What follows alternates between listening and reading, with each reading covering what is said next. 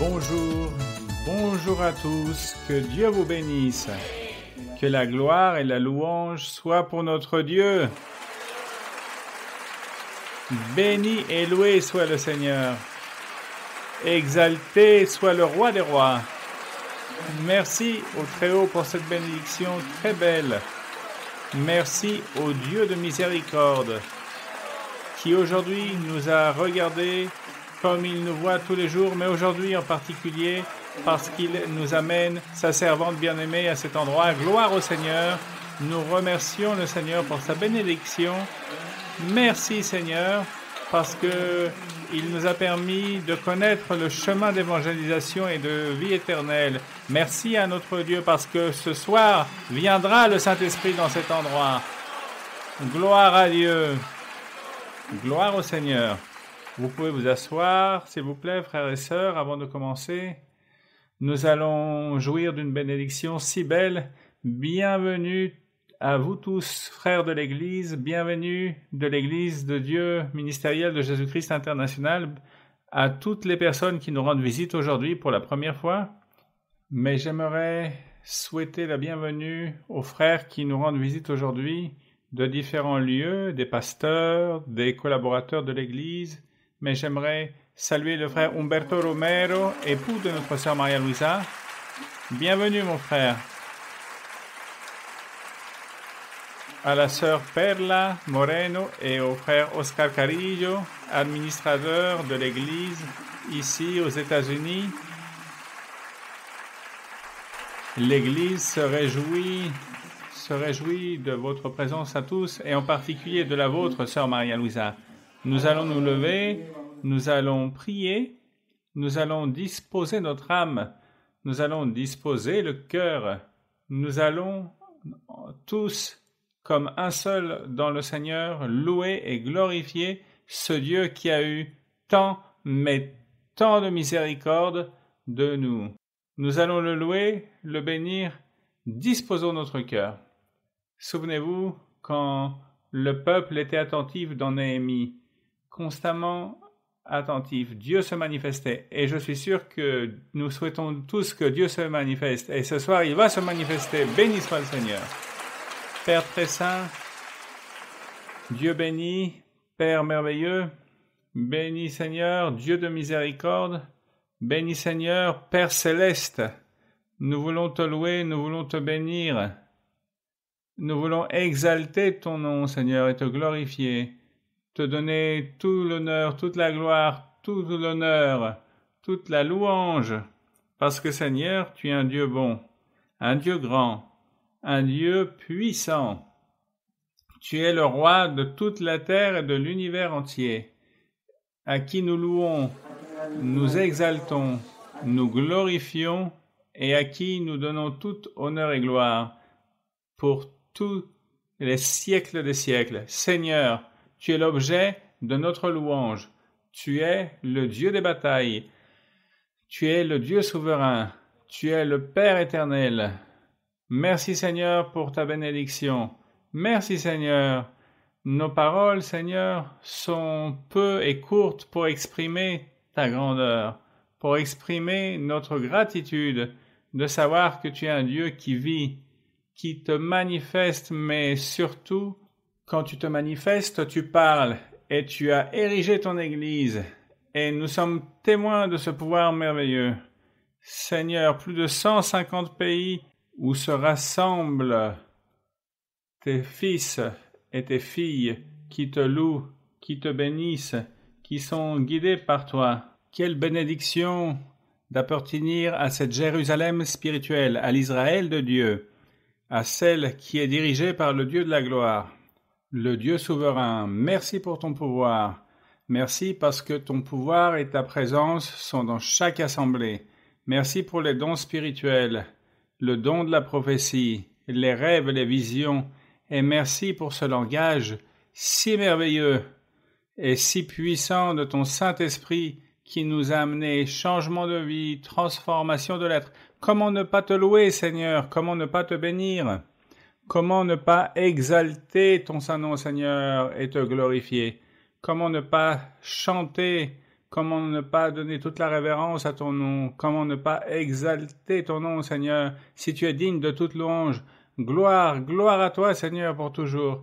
Béni soit le Seigneur, puissant dans ses œuvres, majestueux dans ses hauts faits, qui fait des miracles, qui fait des merveilles, qui fait des œuvres de puissance et de grandeur, roi de toute la terre, l'omnipotent, le Dieu de grâce, le Père céleste, le Dieu de tous les dieux, le roi des rois.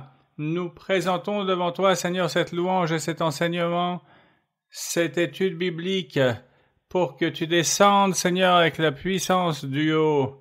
D'abord sur ta bien-aimée servante, notre sœur Maria-Louisa, et tu l'illumines comme tu l'as toujours fait ces dernières 60 années pour diriger ton Église, l'Assemblée des saints, que nous soyons libérés et bénis, et ta bénédiction soit avec nous. Gloire à Dieu, gloire au Seigneur, descends Seigneur avec ton Saint-Esprit.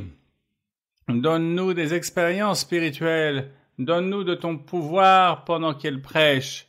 Seigneur, que notre sœur Maria-Louisa soit remplie du feu du ciel, et des miracles et des merveilles seront faits ce soir, et tout cela, nous te le demandons et l'exprimons au nom de notre Seigneur Jésus-Christ. Amen. Louange à notre Dieu. Gloire à Dieu. Livre de Jean, première épître de Jean. Première épître de Jean, apôtre. Dans le chapitre 1er, nous allons jouir de cette lecture qui représente ce que par miséricorde le Seigneur nous a permis de vivre dans notre existence. Gloire à notre Dieu.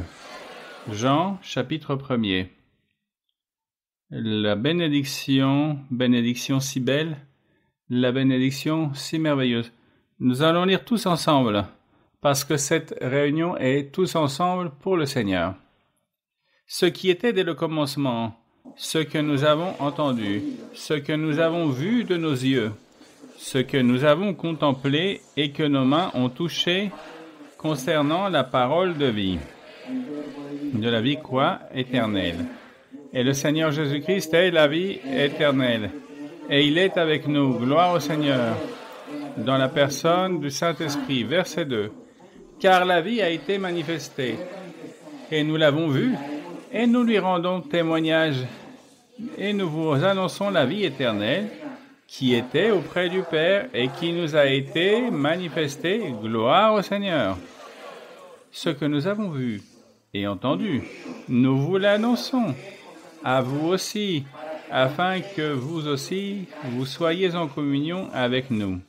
Or, notre communion est avec le Père et avec son Fils Jésus-Christ. Et nous vous écrivons ces choses afin que notre joie soit parfaite. Et ce soir, notre joie sera accomplie par la présence de notre Dieu. Gloire au Seigneur. Vous pouvez vous asseoir, frères et sœurs.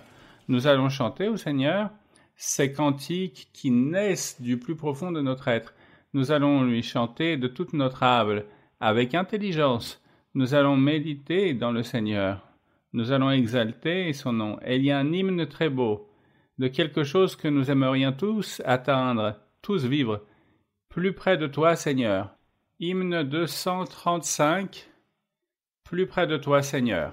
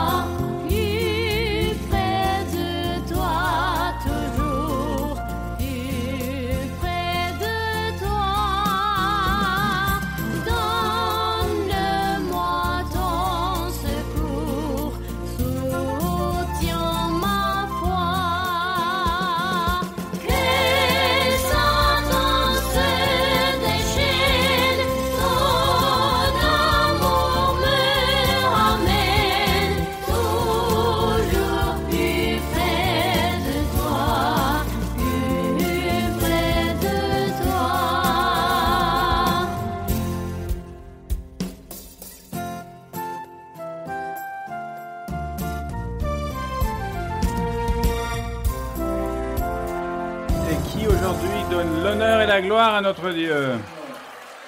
C'est notre souhait. Voici notre espérance d'être près du Seigneur, parce qu'il nous a démontré dans ses pas incertains qu'il est avec nous. Gloire au Seigneur, parce que c'est le Dieu de toute espérance. Alléluia, et il est avec nous. Et quand il nous parle, nous sentons sa présence. Quand nous sommes désolés, quand nous sommes préoccupés face à l'adversité et la tristesse, de savoir qu'il se manifeste avec son pouvoir glorieux dans l'Église et qu'il nous parle et qu'il est avec nous et il nous fait des promesses divines. Gloire au Seigneur!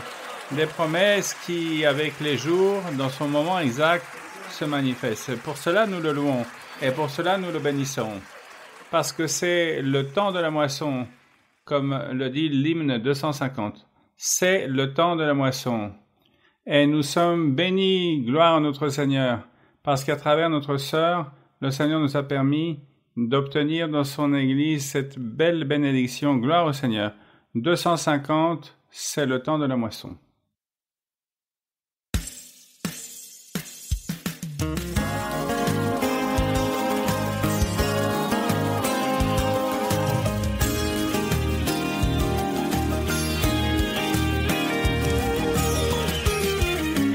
Es el tiempo de la siega y tú sin vacilar, declarando con holgura no hay que trabajar.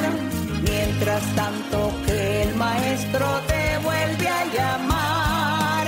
Joven, joven, ven, trabaja ya. Ven y ve los campos blancos como están.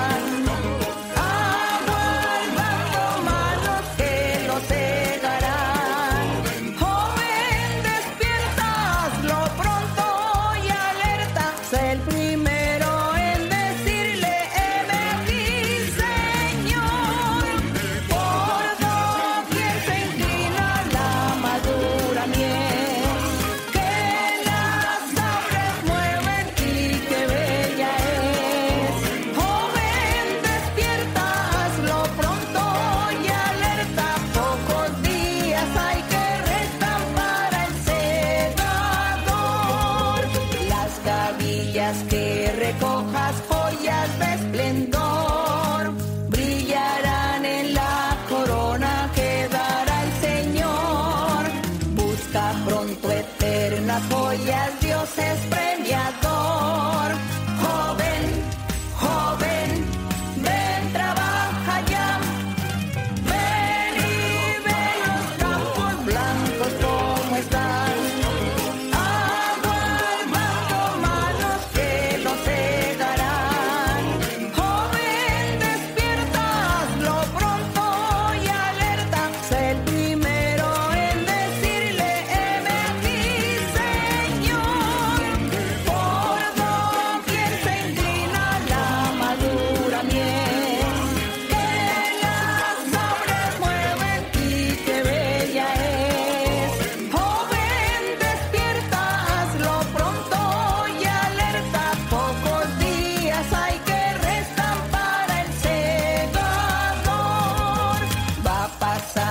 La mañana y nunca volverá.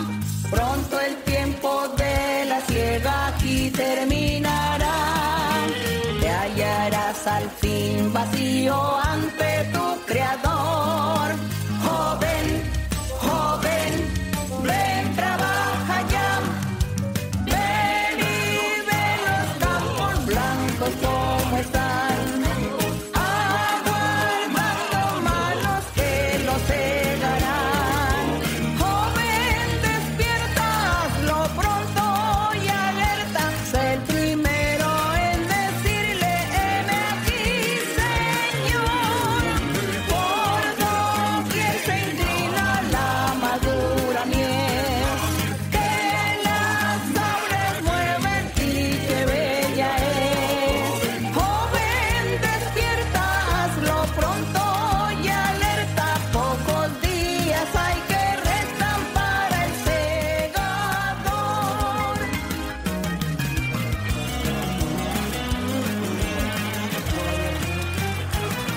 Gloire au Père, au Fils, au Saint-Esprit, Gloire à celui qui nous donne la vie. Gloire et louange à celui qui nous bénit tous avec sa grande bénédiction spirituelle depuis tous les lieux célestes. Gloire au Seigneur. Un applaudissement pour notre Dieu. Pour notre Dieu, cette louange. C'est pour Dieu ces applaudissements et adoration de gratitude parce que nous n'avons pas comment le récompenser de tout ce qu'il a fait pour nous depuis le jour où nous sommes arrivés à cet endroit, Église de Dieu ministérielle de Jésus-Christ, international, gloire au Seigneur. Nous allons nous lever, frères et sœurs. Nous allons maintenant chanter des cantiques à notre Père éternel avec cette joie. Méditons dans le Seigneur pendant que nous chantons ces cantiques spirituels pour que la présence de Dieu, pour que l'Esprit Saint tombe, vienne, pour que Dieu nous libère et qu'il libère les dons spirituels. Disons-lui, Seigneur, je veux sentir ta présence. Et aujourd'hui, nous allons la sentir. Cantique numéro 68, quelque chose que l'on ne peut nier ce soir. Nous sommes en fête avec Jésus. C'est une fête merveilleuse, une fête céleste, spirituelle, où notre invité d'honneur, notre Père céleste, est là. Cantique numéro 68, nous sommes en fête avec Jésus.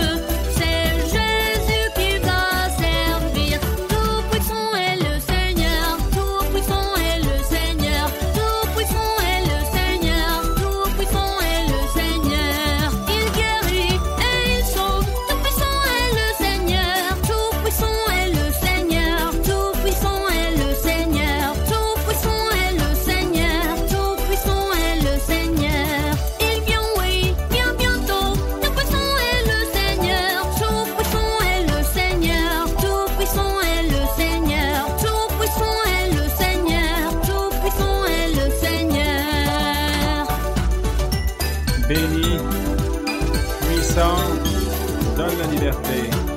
Puissant pour être immensément béni. Gloire à notre Seigneur. Merci au Seigneur pour sa bonté. Merci au Seigneur pour sa miséricorde. Ce matin, nous avons entendu un témoignage d'une sœur très récente ici à l'église de Hialeah. Elle a eu un rêve où est apparue la sœur Maria-Louisa et la sœur Maria-Louisa lui a dit dans le rêve « Allez-y ce soir parce qu'il va y avoir du feu ». Merci au Seigneur pour sa bénédiction. Un rêve court mais merveilleux et grand en dimension et manifestation. Il va tomber du feu. Gloire au Seigneur. C'est pour cela que nous devons être attentifs. C'est pour cela que nous devons être concentrés pour que Dieu se manifeste. Chantons finalement « L'Éternel est grand, et il est très grand notre Seigneur, il est merveilleux, incommensurable sa grandeur, son pouvoir céleste. » Cantique 69, l'Éternel est grand.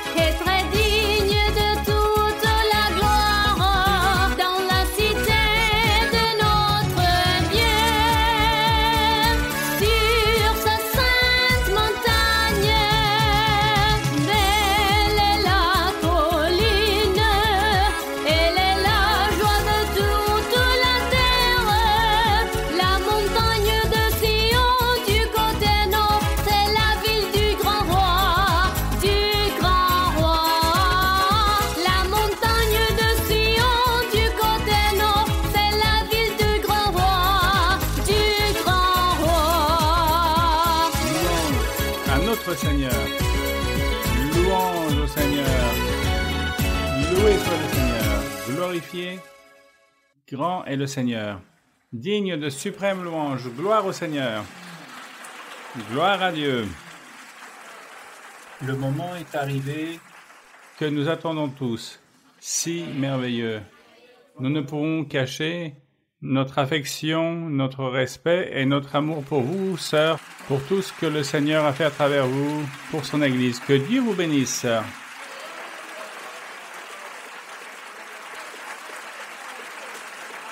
Bonsoir. Que le Seigneur vous bénisse, mes très chers frères et très chères sœurs. Que Dieu vous bénisse grandement. De grandes salutations très spéciales pour les frères et sœurs qui vont nous voir dans cette étude biblique de différents lieux du monde où se trouve l'Église du Seigneur. Car l'Église du Seigneur est présente dans beaucoup de pays. À peu près dans plus de 100 pays, l'Église est présente. Notre Dieu, dans sa miséricorde, a voulu apporter sa graine dans beaucoup de cœurs là-bas en Asie et en Afrique.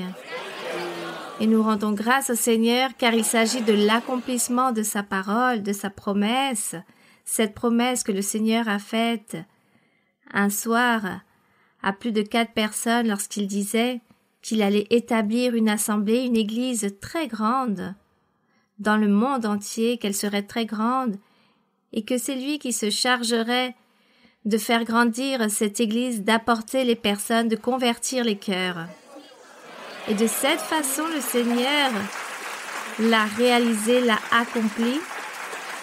Année après année, nous voyons l'accomplissement de la parole du Seigneur. Et même si beaucoup de personnes ont connu le début et l'opportunité de connaître la voix du Seigneur, se sont retirés car beaucoup partent et c'est très triste de savoir cela. Mais il s'agit aussi d'une grande allégresse de savoir qu'il y a des personnes qui me racontent, qui mènent tout ce temps depuis le début dans l'Église, qui mènent 40, 50 ans dans l'Église. Tout cela me remplit de grande joie. Si moi qui suis heureuse en tant qu'humaine, imaginez-vous le Seigneur doit être très heureux. Donc, un grand salut pour vous tous et que le Dieu du ciel et de la terre, notre Dieu, vous bénisse tous. Et ici aussi aux frères et sœurs de Hialeah, en Floride, aux États-Unis. Que mon Seigneur vous bénisse tous. Et de cette façon, remplie d'allégresse, vous pouvez vous asseoir pour que vous puissiez être à l'aise. Bon, mes très chers frères et très chères sœurs, et à vous tous là-bas aussi, car je sais que cette vidéo va arriver en Afrique, en Asie. Recevez dans vos propres langues l'interprétation du bon comportement, de la bonne manière de vivre. Et que vous tous là-bas aussi, vous puissiez connaître ce Dieu vivant, puissant, ce Dieu qui se trouve là, prêt pour nous parler et nous enseigner, pour se manifester au milieu de notre vie et pour réaliser des miracles et des prodiges aussi. Nous donnons donc l'honneur, la gloire à notre Dieu. Et maintenant, nous allons donc commencer avec les questions de ce soir. Nous allons donc commencer avec les questions-réponses d'aujourd'hui. Bonsoir, sœur Maria-Louise. Sœur, quel bonheur, quel grand bonheur de vous avoir ici aujourd'hui à l'église de Hialeah. Merci de tous vos efforts, de tout votre dévouement et de votre amour envers Dieu. Ma question se trouve dans le psaume 122. Je lirai du verset 1 au verset 5. Oui. Les psaumes 122, oui. Oui, sœur, 122. Verset 1. Je suis dans la joie quand on me dit « Allons à la maison de l'Éternel ». Nos pieds s'arrêtent dans tes portes, Jérusalem. Jérusalem, tu es bâtie comme une ville dont les parties sont liées ensemble. C'est là que montent les tribus de l'Éternel, selon la loi d'Israël, pour louer le nom de l'Éternel. Car là sont les trônes pour la justice, les trônes de la maison de David. Sœur, ma question se trouve dans le verset numéro 5. Nous savons que la Jérusalem dont le Seigneur parle fait référence à l'Église comme cette Jérusalem spirituelle. Ma question est quels sont ces trônes pour la justice? Quels sont les trônes de la maison de David et spirituellement quelle est l'essence des trônes pour la justice? Merci beaucoup. Bien. Donc je suis dans la joie quand on me dit « Allons à la maison de l'Éternel ». Et effectivement, nous avons été très heureux, très joyeux, le jour où nous avons connu Dieu et nous avons reçu la première prophétie et nous avons découvert que Dieu parle. Alors, quelle joie, n'est-ce pas? Et ainsi, heureux, nous avons commencé ce parcours d'être dans la maison de l'Éternel. Et la maison de l'Éternel, c'est où se trouve la connaissance du Seigneur, où Dieu se trouve, où Dieu demeure. Notre cœur devient le temple du Seigneur. Donc Dieu se trouve là, très proche de notre cœur lorsque nous croyons, lorsque nous acceptons. Là se trouve la maison de l'Éternel. Donc, chacun d'entre nous, notre cœur, il s'agit du temple du Seigneur. Il s'agit de la maison de l'Éternel. C'est croire en le Seigneur, c'est suivre ce Dieu vivant, puissant, ce Dieu qui parle. Donc c'est une grande réjouissance. Donc il est écrit « Nos pieds s'arrêtent dans tes portes, Jérusalem ». Ici, l'auteur des psaumes prophétisait, chantait aussi ce cantique. Et sûrement, il voyait à travers des visions, il voyait la ville, sûrement il voyait ce royaume, cette Sion, cette Jérusalem. Mais il s'avère qu'anciennement Dieu a nommé Jérusalem physique, cette ville de Jérusalem physique, il l'a nommée pour qu'elle puisse représenter dans les jours suivants, dans le futur, l'Église du Seigneur. Donc cette Jérusalem physique aussi, on l'appelait Sion. Et là-bas, le roi David a construit son royaume et Salomon aussi a bâti le temple du Seigneur. Et Dieu lui a donné toute la puissance et l'intelligence pour gouverner, mais aussi pour réaliser ce royaume, ce temple majestueux, car Dieu a dit « Ce temple sera ce temple futur, spirituel, et comme ce temple a tant de richesses, beaucoup d'or, beaucoup de pierres très précieuses, la meilleure chose, ainsi doit être le cœur du croyant en Christ. » Car ainsi doit être la vie d'un croyant, de cette façon pure, qui resplendit, remplie d'or, revêtue de pierres précieuses. Voici ce que raconte Dieu. Ainsi doit être mes croyants dans leur vie spirituelle, car ils seront mon temple. C'est pourquoi Dieu a donné l'ordre de faire quelque chose physiquement, quelque chose de merveilleux, pour ainsi l'illustrer avec les choses spirituelles dans les jours suivants. C'est pourquoi Dieu a donné cette importance à cette Jérusalem physique. Donc ici, l'auteur des psaumes, sûrement lorsqu'il a vu à travers les visions, il voyait qu'à la maison de l'Éternel nous allons tous y aller. Dieu avait ordonné au peuple d'Israël qu'il fallait aller à Jérusalem pour honorer Dieu, pour apporter toutes les offrandes, toutes les choses. Il a donné cet ordre que tous devaient partir à Jérusalem, car ainsi était l'objectif de Dieu. Il savait que cette Jérusalem et ce temple allaient représenter symboliquement les choses spirituelles après Jésus-Christ. Cependant, ici, l'auteur des psaumes voit dans sa vision, dans le verset 3, il dit « Jérusalem, tu es bâtie comme une ville dont les parties sont liées ensemble. » Voici ce qu'il voyait de cette Jérusalem.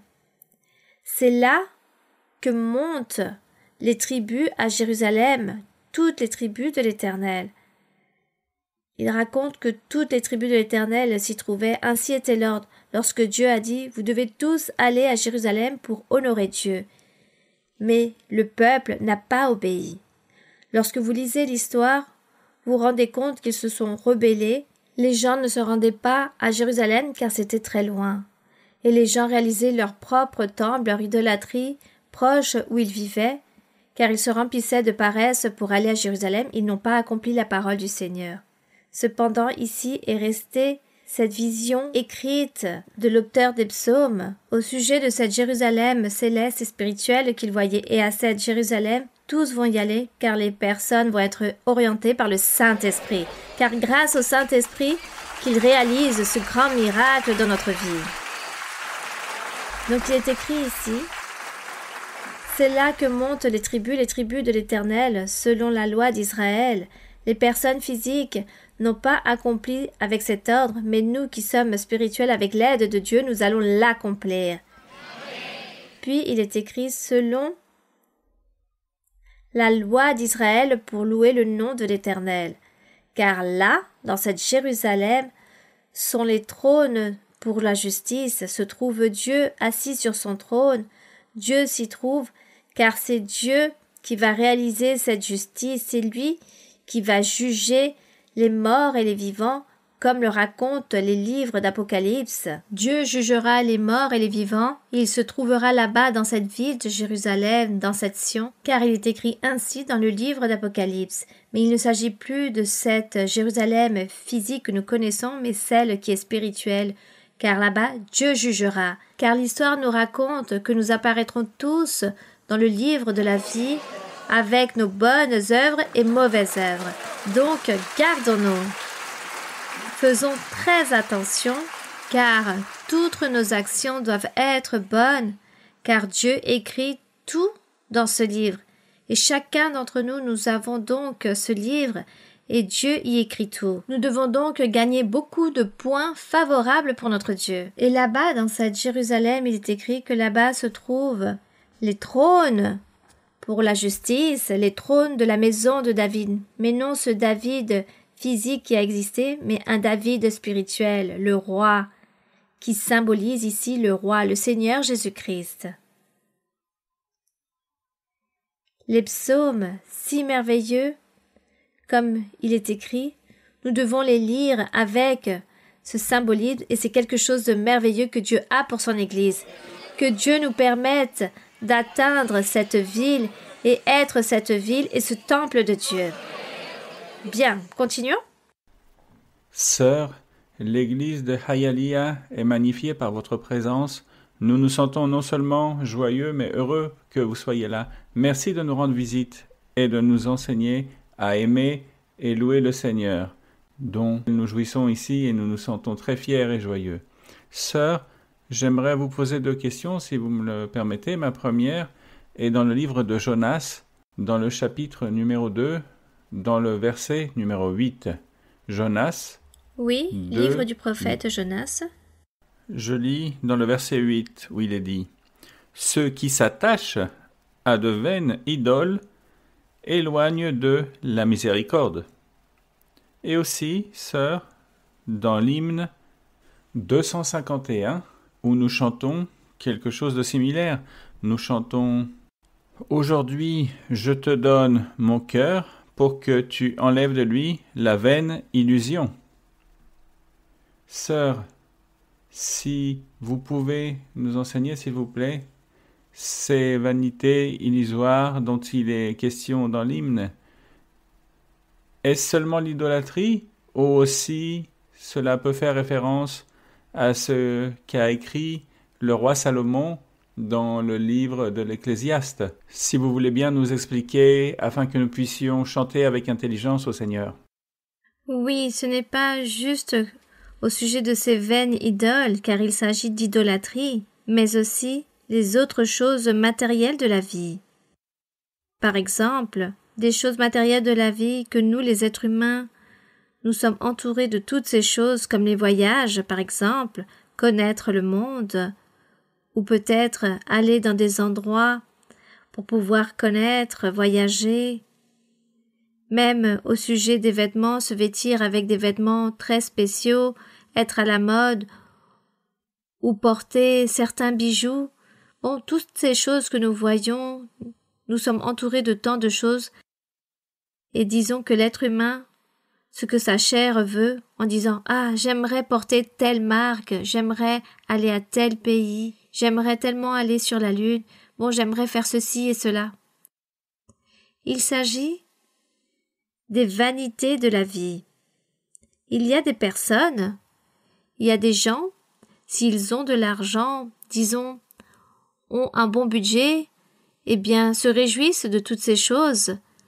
Mais des personnes qui ne peuvent pas le faire disent « Ah, je garde juste le souhait, mais tout restera juste un simple vœu, car je ne peux pas le réaliser. » Mais disons que les personnes, dans leur cœur, établissent cela, et tout cela devient un lien, comme un obstacle, parce que si la personne ne peut pas profiter de cela ou réjouir de telles choses, ou voyager, ou porter ce qu'elle veut, alors elle se sent frustrée et elle dit « Bon, la vie passe, je voulais ceci, cela », et établit son cœur dans toutes ces choses matérielles de la vie. Et Dieu veut que nous, si nous pouvons profiter de toutes ces choses, tant mieux. Mais si nous ne pouvons pas, ce n'est pas grave. Mais que notre cœur ne s'attache pas à ces choses, ni se remplisse d'amertume à cause de toutes ces choses, ou s'attriste, ou se remplit de folie parce que la personne doit absolument voyager ou faire ceci ou cela, ce n'est pas une vie. Donc toutes les choses de la vie, nous pouvons les réaliser si nous le voulons, si Dieu le permet, mais pas en s'attachant à toutes ces choses. Donc, comme dans certains passages de la Bible, si vous avez pu par exemple manger cette nourriture, tant mieux. Si vous n'avez pas pu en manger, ce n'est pas grave. Pour vous, ça sera la même chose. Manger ou pas. Que vous ayez mangé ce mets ou pas, si vous n'avez pas pu manger cette nourriture, ce n'est pas grave. Vous vous contenterez avec ce que vous avez, avec ce que vous pouvez, ce que Dieu vous donne à chaque personne. Donc, vous êtes heureux ainsi. Dans votre cœur, plutôt, vous voulez c'est plaire à Dieu, vous réjouir en le Seigneur, avoir les dons spirituels et ne pas souffrir parce que vous n'avez pas pu peut-être obtenir quelque chose ou manger un certain repas ou voyager quelque part. Ne souffrez pas pour toutes ces choses, ne vous attachez pas à cela. N'établissez pas tous vos sens en ces choses matérielles, car Dieu dit que tout cela, il s'agit d'une distraction qui existe dans la vie pour que nous, les êtres humains, nous soyons distraits en toutes ces choses et que nous oublions la chose primordiale, que nous oublions Dieu ou que nous oublions de plaire à Dieu par le fait d'être occupés dans toutes ces choses matérielles de la vie. Donc, si par exemple vous avez pu voir un match, car il y a des personnes qui aiment beaucoup le sport, donc, s'il y a un match ou une compétition par exemple, où vous ne pouvez pas y aller, vous vous remplissez d'angoisse, vous vous êtes même sacrifié pour tout faire pour être là, pour y aller, pour être présent à ce match. Mais si dans votre cœur vous n'établissez pas ces choses, mais vous mettez ça dans un second plan, alors, si vous avez pu y aller, tant mieux, et si vous n'avez pas pu y aller, ce n'est pas grave. Votre état d'esprit ne va pas changer. Dieu veut que nous ne soyons pas attachés à toutes ces choses matérielles de la vie. Si on peut par exemple manger quelque chose de bon, alors nous en profitons, nous rendons grâce au Seigneur pour toutes ces choses très délicieuses, mais si je n'ai pas pu, cela ne va pas nous affecter. Peu importe si nous avons pu ou pas manger, si nous pouvons recevoir ou pas. Par ici aussi, les apôtres disaient que nous, dans notre recherche que nous menons dans notre vie spirituelle et de plaire à Dieu, nous devons partir du principe que nous n'avons rien. Car certains passages racontent cela. Celui qui mange, qui fasse comme s'il n'avait pas mangé, et celui qui n'a pas mangé, qui fasse comme s'il avait mangé, mais ne vous attachez pas à toutes ces choses matérielles, car vous allez souiller votre vie spirituelle, car vous n'allez faire que penser à ce que vous devez manger, parce qu'il y a beaucoup de personnes qui aiment s'endetter aussi par le fait d'avoir absolument quelque chose, d'obtenir quelque chose, ou d'acquérir quelque chose, ou aller à un endroit est très coûteux, et la personne s'endette à cause de cela, car elle se rend folle de ne pouvoir pas voyager. Pourquoi? Parce qu'elle a établi son cœur en toutes ces choses matérielles. Donc nous, les enfants de Dieu, nous attachons pas à ces choses matérielles, car il s'agit de vanité. Comme il est écrit dans les livres des Proverbes, que tout est vanité, tout ce qui se trouve en dessous du ciel. Et à la fin, il donne la conclusion, une fois qu'il parle de toutes les vanités, l'auteur des proverbes et toutes les illustrations qu'il réalise, de tout ce qui se produit dans la vie, de tout ce qu'il voyait qui se produisait dans la vie des hommes. Il racontait que le riche meurt de la même façon que le pauvre, va au même endroit. Imaginez-vous cela. Il s'agit donc de vanité. Il s'agit que de vanité. Vous voyez, il lui arrivait la même chose aux pauvres comme aux riches ou aux riches comme aux pauvres.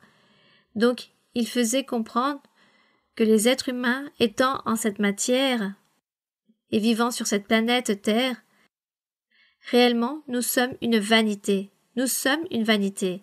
Mais Dieu veut qu'autant que vanité est notre matière, que notre personnalité, notre esprit, notre être soit avec Dieu. Et que d'ici, nous puissions commencer à réjouir de Dieu. Et il y a beaucoup de choses dans le monde que nous pouvons regarder, partager, goûter, tellement de choses qui existent.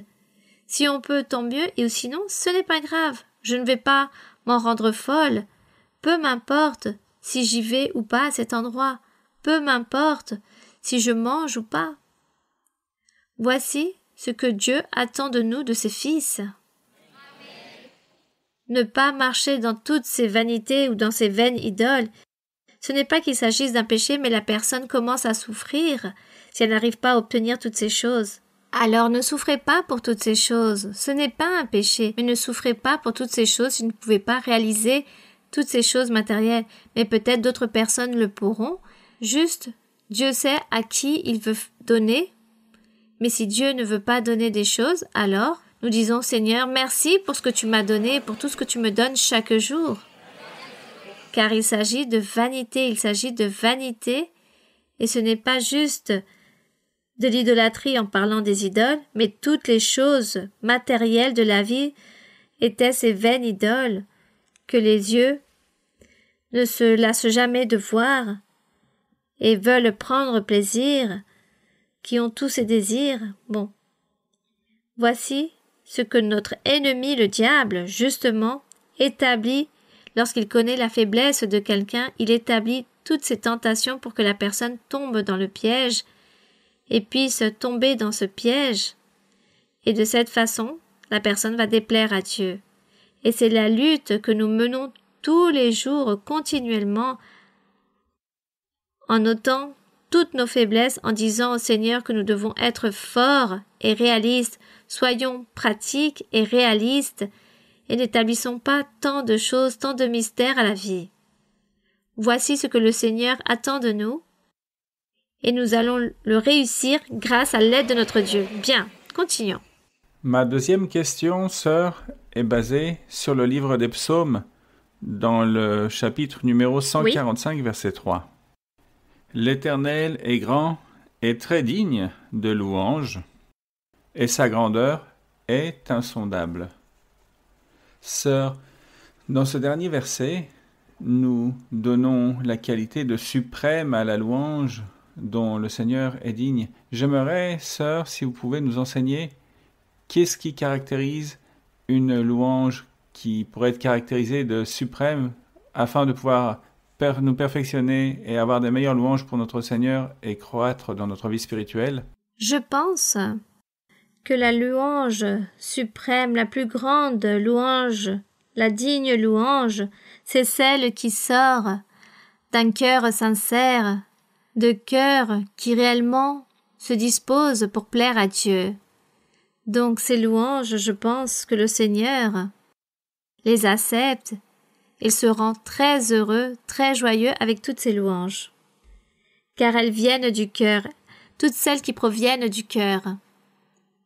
J'étais en train de méditer qu'anciennement, le peuple d'Israël, lorsque Dieu leur disait qu'il fallait se préparer, se sanctifier pour un certain événement, pour une manifestation du Seigneur, les personnes, l'histoire raconte que le peuple poussait des hurlements, mais aussi se lamentait toute la journée en pleurant, en suppliant le Seigneur, en demandant au Seigneur de les pardonner, qu'ils se repentaient et que ceux qui poussaient des cris plus forts que c'était la meilleure façon de louer pour que Dieu les écoute. Donc les personnes poussaient des cris très forts, ils hurlaient, et parfois, de cette façon, ils touchaient le cœur de Dieu, Dieu les écoutait, les pardonnait et les aidait. Et nous, aujourd'hui, nous ne faisons pas cela de crier, d'hurler ou de pleurer si fort, car ils pleuraient pour demander pardon, car tous les jours ils réalisaient le péché. Ils péchaient réellement, ils offensaient Dieu, donc ils devaient demander pardon à Dieu. Mais je pense que nous qui maintenant connaissons la voix du Seigneur, nous n'avons plus besoin de crier aussi fort en disant « Seigneur, pardonne-moi, pardonne-moi », car nous vivons une vie de l'Évangile. Il s'agit de l'Évangile, de l'amour, de la sanctification, de la sainteté, où se trouve le Saint-Esprit qui nous aide pour changer et nous éloigner du péché, et nous sommes d'ici plutôt en voie de progression dans notre vie spirituelle pour plaire à Dieu en absolument tout. Donc aujourd'hui, nos louanges sont totalement différentes. Aujourd'hui, il s'agit de cantiques, nous rendons grâce au Seigneur en l'exaltant avec de belles paroles et surtout avec tout notre cœur, avec cette sincérité, avec cette recherche, et c'est ce qui plaît le plus au Seigneur. Donc, voici la différence qu'il y a dans cette louange, et je pense que nous devons donc louer ainsi notre Seigneur, car il est grand. L'histoire raconte que sa grandeur est insondable, donc que notre cœur soit sincère, que nous ayons une réelle sincérité en disant « Seigneur, je suis en train de te louer avec tout mon cœur, avec ce qu'il y a au plus profond de moi. » Et de cette façon, Dieu recevra la louange. Bien, continuons. Bonjour, sœur Maria-Louisa. J'aimerais vous souhaiter la bienvenue à l'œuvre de Hialeah et vous dire que nous vous admirons et que grâce à vous, chacun d'entre nous a l'opportunité d'atteindre le salut et la vie éternelle. Je veux vous faire part de 2 témoignages très courts pour souligner le soutien que le Seigneur vous donne en tant que ministère. Le premier est un rêve dans lequel nous sommes dans une chambre avec un homme très grand vêtu de blanc dont on ne voit pas le visage. Je savais que c'était notre Seigneur Jésus-Christ, vous et moi. Et le Seigneur marche vers moi et me met la main sur l'épaule et me dit « Maria-Louisa est plus grande même que l'apôtre Paul. » Je pense pas. Que Paul ne m'entende pas. Que l'apôtre Paul ne m'entende pas, ou sinon il va m'accuser.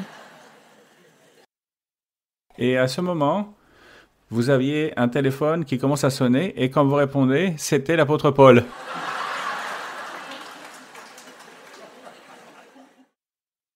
Et je me souviens que dans le rêve, c'est comme s'il était votre petit enfant. Le second rêve, le frère va faire que je vais m'engager ici dans ce rêve. Et vous avez déjà eu ce rêve? Il y a combien de temps de cela? Eh bien, il s'agit d'un très beau rêve. Mais Paul va m'en vouloir.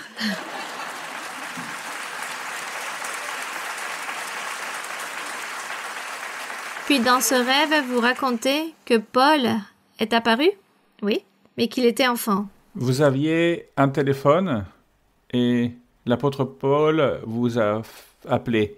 Et je me souviens que la sensation que j'ai eue dans le rêve, c'est comme si c'était votre petit enfant.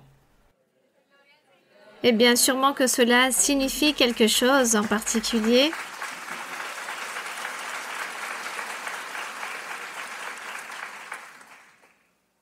Sœur, j'aimerais vous poser 2 questions. La première, nous la trouvons dans Ézéchiel 31, dans le verset 7 à 9. Ézéchiel 31, Oui. de 7 Oui. à 9, et il est dit « Il est beau par sa grandeur, par l'étendue de ses branches, car ses racines plongeaient dans des eaux abondantes. Les cèdres du jardin de Dieu ne le surpassaient point. Les cyprès n'égalaient point ses branches, et les platanes n'étaient point comme ses rameaux.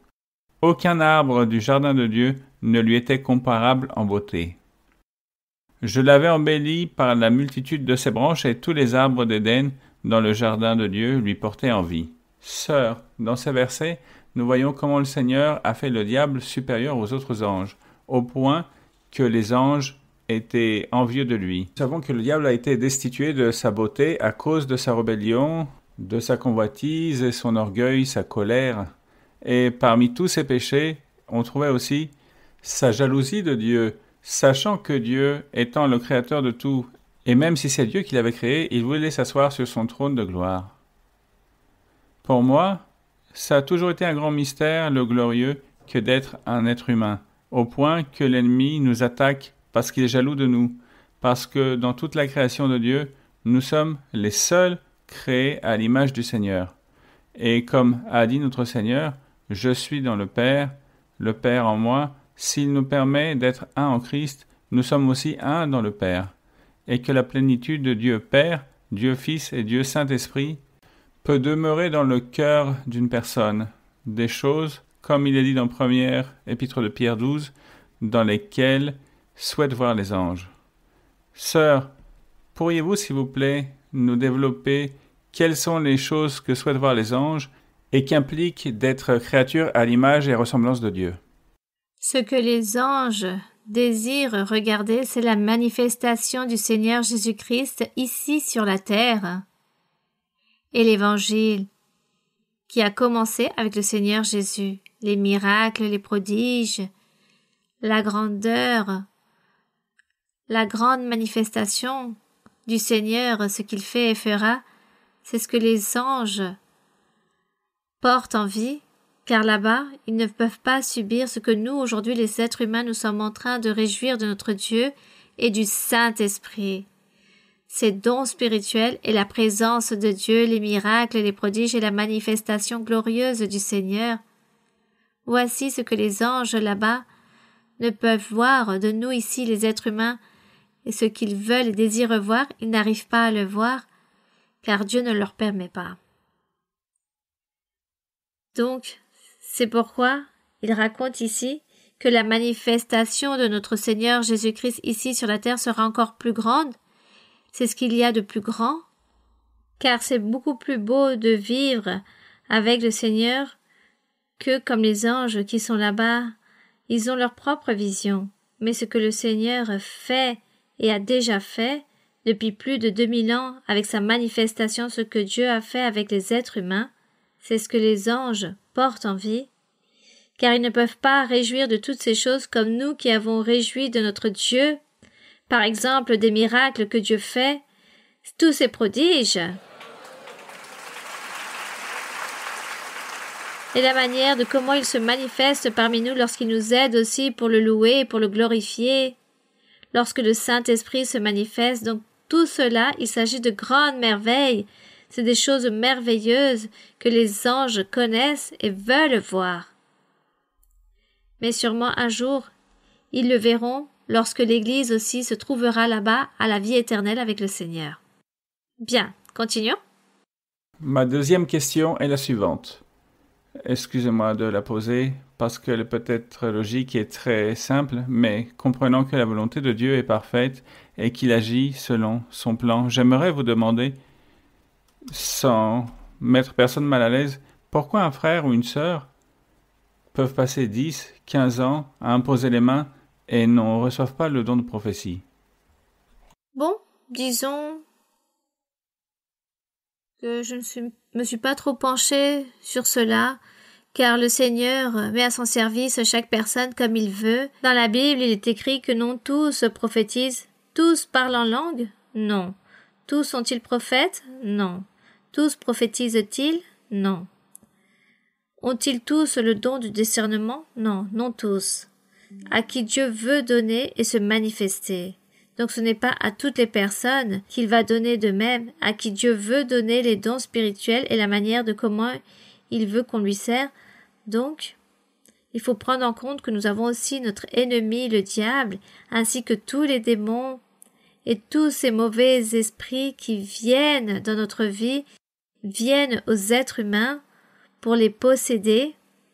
Le diable vient avec tous ces démons pour posséder l'être humain et empêche que cette personne soit au service de Dieu comme il se doit. Donc, le diable lie cette personne et qu'est-ce qu'il fait? Si cette personne est remplie de mauvais esprits, alors cette personne ne peut réfléchir correctement et ne permet pas que cette personne aussi puisse prier avec entendement pour que le Seigneur puisse la délivrer, car il y a un mauvais esprit qui la possède ou qui la lie. Donc tout cela aussi influe beaucoup. Il y a beaucoup de mauvais esprits qui viennent et possèdent les personnes. Dans les adultes, dans les enfants, peu importe la personne, ce mauvais esprit vient, remplit la personne, la tourmente et empêche qu'elle grandisse spirituellement. La personne lutte continuellement pour se délivrer de toutes ces choses, mais il s'agit de la volonté de Dieu et Dieu sait pourquoi il ne libère pas cette personne. Sûrement, c'est le seul qui sait pourquoi et qu'est-ce qu'il y a dans le cœur de cette personne, dans la pensée de cette personne, si elle peut ou pas, si elle mérite ou pas, il n'y a que Dieu qui sait. Donc, nous tous, chacun d'entre nous, nous continuons de l'avant et nous n'allons pas juger les personnes et nous n'allons pas regarder non plus ou mépriser les autres pour critiquer ou murmurer, mais tout simplement celui qui pense être mature, être rempli de la puissance de Dieu et qui a cette capacité, alors priez pour ces personnes, imposez-leur les mains, priez pour ces personnes et demandez au Seigneur qu'il se remplisse de miséricorde. Voici ce qu'il faut faire. Voici ce que nous devons faire pour ces personnes. Bien. Donc c'est pour cela que nous devons prier les uns pour les autres, les forts pour les faibles. Nous devons prier. Mais le Seigneur dit aussi, c'est le Seigneur qui sait, au bout du compte, donc, nous faisons tout simplement le travail jusqu'où nous pouvons et nous demandons au Seigneur qu'il nous aide. Et aux personnes qui n'ont pas cette capacité pour prier ou bien réfléchir, nous les aidons avec l'imposition des mains en disant « Seigneur, sois miséricordieux de cette personne, aide cette personne, sois miséricordieux et bon. » Voici, c'est le devoir que nous avons. Bien. Bonsoir, sœur. Bonsoir, sœur Maria Luisa, que Dieu vous bénisse. Oui, nous avons du temps pour une dernière question. Bienvenue ma sœur. à l'œuvre de Hialeah. Sœur, j'ai une question personnelle, si vous me permettez. Oui, ma sœur. Merci. Plusieurs sœurs attendent dans le Seigneur la bénédiction de former une famille. Néanmoins, pendant cette attente, le temps passe et il y a des changements hormonaux et la dégénérescence des ovules. Étant donné l'avancement de la science, comment le Seigneur voit l'usage de la science afin de préserver les ovules dans le but de les utiliser lorsque Dieu octroie cette bénédiction? Merci beaucoup de votre réponse. Bien. Comment Dieu voit cela? Je ne sais pas, car il n'y a que Dieu qui le sait. Bien. Je ne vais pas parler à la place du Seigneur en parlant de ces choses. Ici, la Bible raconte que le Seigneur va permettre que la connaissance augmente, évolue, n'est-ce pas? Car il est écrit dans Daniel, la connaissance augmentera, que la connaissance va beaucoup évoluer, et je ne sais pas, que va-t-il se produire dans les jours suivants? Je ne sais pas ce qui pourra arriver, mais la seule chose que je sais, c'est que la connaissance ne peut pas être ôté dans le cœur des personnes de croire en Dieu, d'espérer en Dieu, de déposer la confiance en Dieu et le salut aussi. Je pense que la connaissance ne peut pas faire cela. Nous ne savons pas, c'est Dieu qui permet toutes les choses.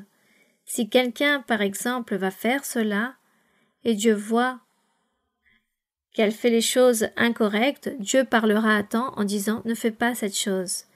Mais si Dieu permet que cette personne fait quelque chose et Dieu ne lui interdit pas, sûrement, Dieu autorise que cette personne fasse ce qu'elle doit faire. Comme le fait de congeler les ovules ou de congeler du sperme, bon. Là, il s'agit de l'autorisation de Dieu. Parfois, les personnes réalisent cela parce que veulent peut-être avoir une famille, vouloir se construire en tant que femme, en tant qu'être humain ou homme. Donc si Dieu voit que c'est très mauvais ce que la personne est en train de faire, alors Dieu corrigera, ou du contraire, la personne le fera peut-être aussi. Il y a beaucoup de choses que les gens font, mais Dieu n'intervient pas parce qu'il autorise certaines choses. Donc, nous savons que tout dépend de la main de Dieu. Donc nous n'allons pas juger ce que les autres font ou peut-être nous mêler à ces sujets car réellement, ceci ne nous instruit pas réellement.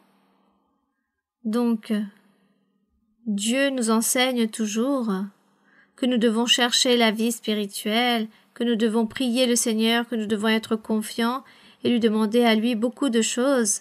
Et sûrement Dieu aussi aura peut-être aussi ses instruments, il utilisera des instruments d'une manière ou d'une autre pour bénir les personnes. Sûrement, c'est ce qui se produit. Cependant, ne nous affligeons pas, ne nous remplissons pas d'amertume, car c'est Dieu qui est puissant, il est intelligent et il sait nous enseigner à temps. Merci beaucoup, sœur, que Dieu vous bénisse. Bien.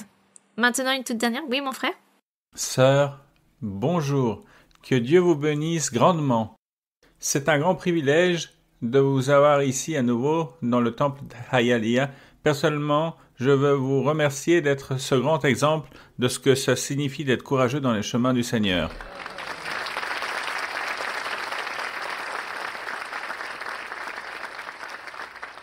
Sœur, j'ai une question sur la Bible. Oui. C'est basé sur le psaume 2, versets de 1 à 3. Oui. Je peux lire, sœur? Oui. La parole du Seigneur dit: « Pourquoi ce tumulte parmi les nations, ces vaines pensées parmi les peuples? Pourquoi les rois de la terre se soulèvent-ils et les princes se liguent-ils avec eux contre l'Éternel et contre son oint? Brisons leurs chaînes, délivrons-nous de leurs chaînes. » Sœur, sachant que dans le verset 2, le psalmiste fait référence au Père en tant que l'Éternel et au Seigneur Jésus-Christ comme son oint, quels sont ces liens et leurs chaînes dont on parle du verset 3? À quel type de liens et chaînes fait-il référence et comment pourrait-on les rompre, les briser, sachant qu'ils sont du Père et du Fils? Je vous remercie pour votre réponse, que Dieu vous bénisse. Il s'agit de toutes les méchancetés dont a été objet le Seigneur lorsque le Seigneur était sur terre. Tout cela lui est arrivé, car il y a eu effectivement un tumulte parmi les nations, et les peuples avaient de vaines pensées, car les gens se rassemblaient, parlaient, jugeaient à son sujet, et se proposèrent eux-mêmes à le livrer en prison, à le livrer à la mort. Voici ce que faisaient les gens. C'est pourquoi il est écrit que les rois de la terre se sont soulevés et les princes se sont ligués contre l'Éternel, contre son oint. Et l'histoire raconte que lorsqu'ils se rassemblaient pour essayer d'apprendre, ils s'inventaient beaucoup de choses. Lorsqu'il est écrit « Brisons leurs liens, délivrons-nous de leurs chaînes », c'est comme rejeter sa parole, mépriser sa doctrine ou son enseignement. Dans les évangiles, il est écrit que lorsque le Seigneur commençait à prêcher, les gens se bouchaient, disons ici, les oreilles pour ne pas l'écouter et partaient en courant. Et les gens commençaient à injurier, à prendre des pierres pour le lapider. Voici ce qu'ils faisaient. C'est écrit dans les évangiles. Et les gens disaient « On veut pas t'écouter ». Et voici ce qu'ils faisaient. Tout cela symboliquement, oui, disons symboliquement, lorsqu'il est écrit « Brisons leurs liens, délivrons-nous de leurs chaînes », c'est-à-dire chassons-le de notre présence, qu'il disparaisse, qu'il meure, il faut le condamner à mort, il faut le livrer en prison pour qu'il ne prêche plus, pour qu'il ne parle plus. C'était cela. Donc tout cela est arrivé au Seigneur. Il a vécu cela dans sa propre chair, car il s'est comporté comme un être humain, et autant qu'être humain, il a souffert toutes ces choses. Donc tous ces faits se sont accomplis. Mais le plus beau, c'est que dans le verset 4, il est écrit « Celui qui siège dans les cieux, notre Dieu, rit de tous ceux qui se moquent de lui. » Le Seigneur rira en disant « Voici ceux qui se battent contre moi, qui veulent m'affronter.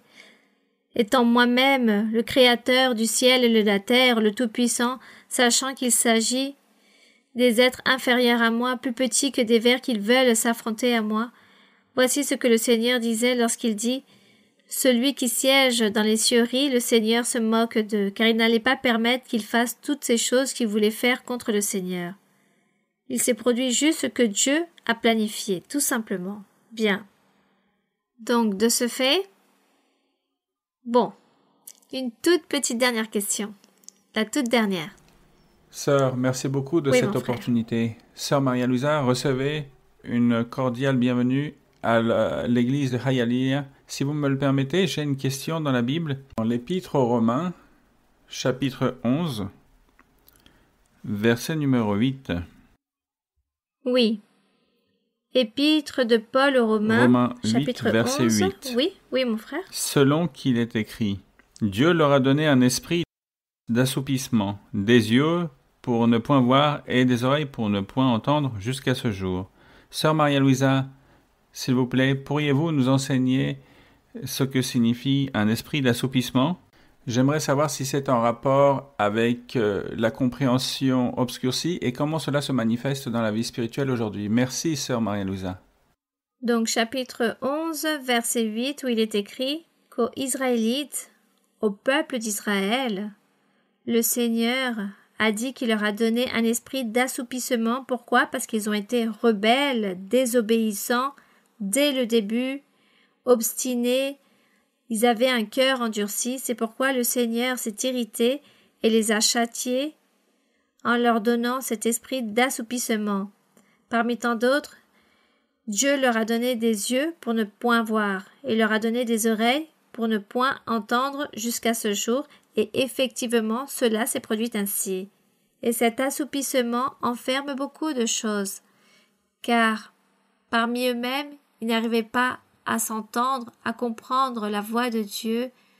Ils étaient confondus, ils se contradisaient, certains disent quelque chose et d'autres disent autre chose. Il n'y avait pas comme cette union. Ils se contradisaient dans leurs propres croyances, dans leurs propres concepts.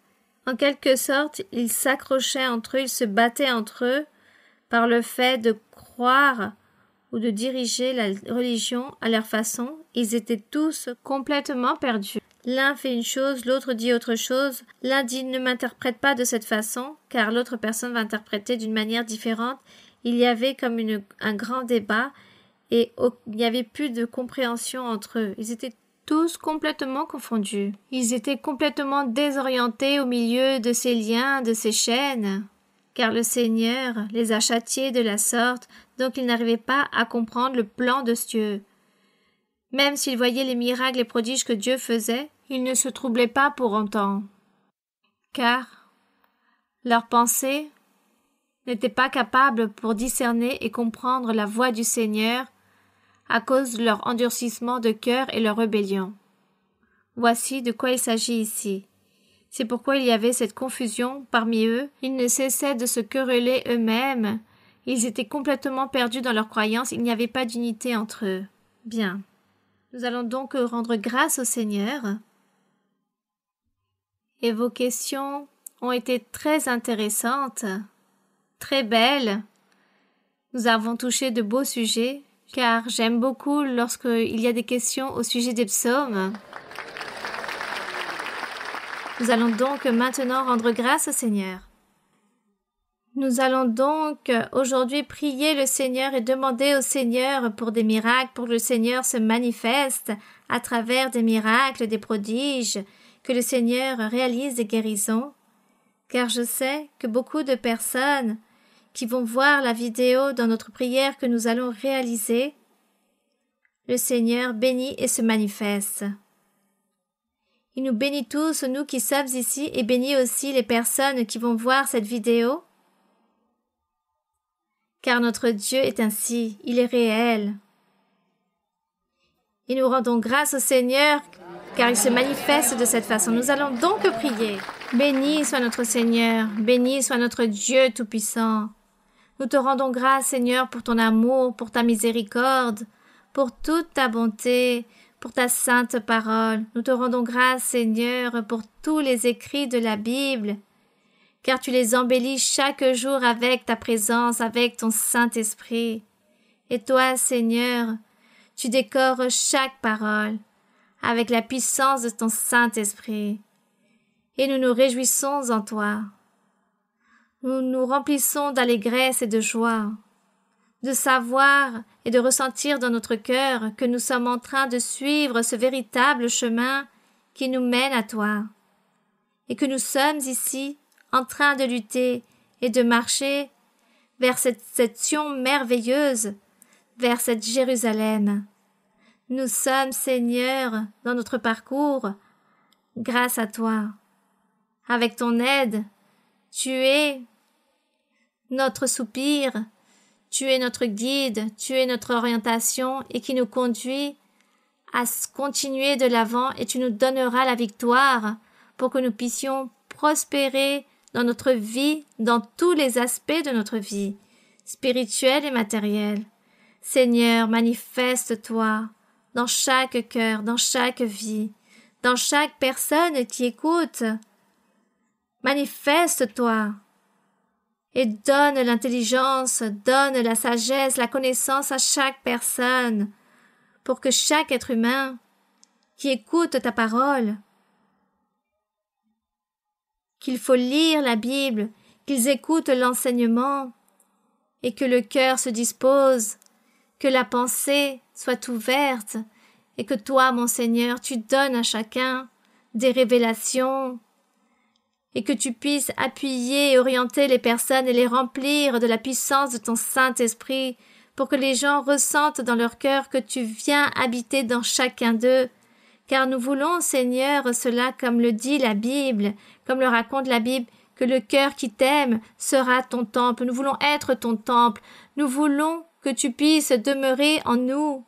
Mon Père Saint, bénis chaque personne, bénis toute personne qui invoque ton nom, chaque personne qui t'aime et qui ont un cœur sincère de vouloir suivre ton chemin. Seigneur, tends ta main toute puissante et bénis chaque personne, bénis chaque être, écoute leurs suppliques, la prière de celui qui est affligé, de celui qui est triste, de celui qui est démuni. Seigneur, ta main toute puissante sur chaque personne et nous te demandons aussi pour toutes ces maladies. Il existe diverses maladies. Il y a beaucoup de personnes de tout genre. Il y a des personnes, des enfants aussi, ou des personnes âgées, remplies de maladies très graves, des maladies qui conduisent à la mort, des maladies dont même la médecine ne peut guérir. Seigneur, sois miséricordieux et ôte toutes ces douleurs, ôte, Seigneur, toutes ces souffrances. Tends ta main, Seigneur, réprimande, Seigneur, toute maladie. Regarde aussi au sujet de toutes ces sorcelleries qui produisent des maladies physiques dans les corps. La sorcellerie, libère, Seigneur. Réprimande, Seigneur, tous ces mauvais esprits, tous ces ensorcements, toutes ces malédictions. Seigneur, réprimande toutes ces choses mauvaises et libère chaque personne, mon Seigneur. Libère chaque personne qui souffre ou qui sont tourmentées par toutes ces maladies mentales et psychiques. Tends ta main toute puissante et garde chaque personne. Écoute leurs prières, mon Seigneur. Écoute leurs suppliques. Et aussi de toutes ces personnes qui sont liées et qui ne peuvent réfléchir correctement et qui ne peuvent s'exprimer correctement leurs sentiments ou qui ne peuvent dire ce qu'ils ont besoin devant toi. Mais tu es amour et miséricordieux. Tu es ce pardon et tu les aideras.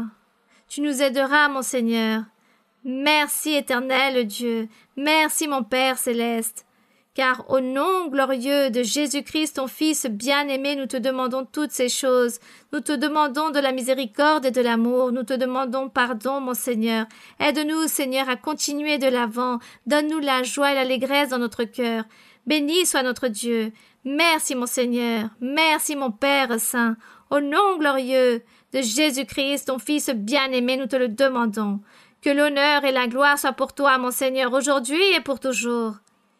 Bénis, Seigneur, toutes les personnes d'Afrique, d'Asie, de tous ces pays qui vont nous voir. Bénis-les, Seigneur, guéris-les, libère-les, remplis-les de ta puissance et donne-leur la paix et la joie. Merci, mon Père, au nom de Jésus-Christ. Gloire à Dieu. Qué maravilla que Cristo me halló y por su gracia me alma salvó. Qué maravilla, me infunde alegría, pues todas mis culpas su sangre borró. Qué maravilla.